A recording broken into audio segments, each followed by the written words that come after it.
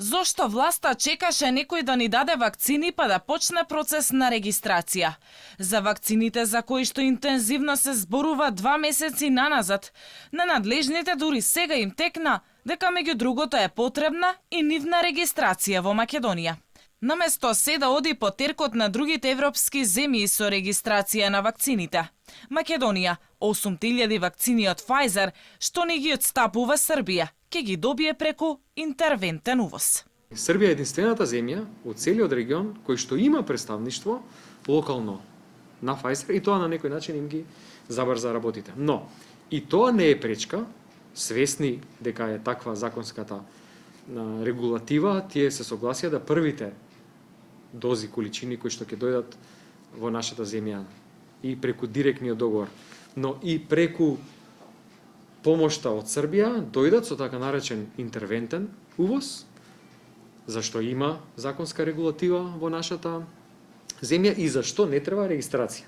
По ваквата изјава на министерот се наметнува прашањето дали тој денеска дозна дека Pfizer нема своја канцеларија во Скопје. Помош за регистрација на вакцините ни понуди и Србија.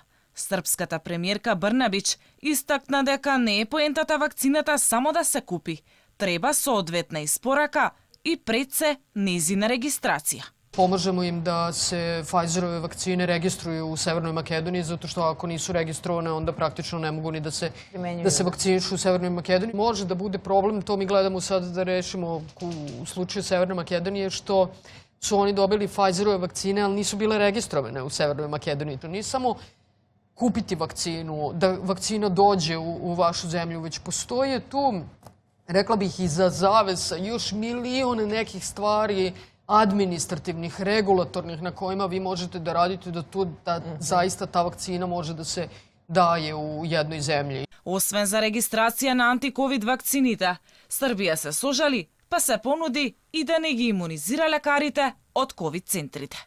Од Малмет предупредија дека ако лесно поминеме советените вакцини од Србија, понатамошна пречка ќе биде директната набавка од производителите, бидејќи во собранието се уште не се усвоени измените на законот за лекови.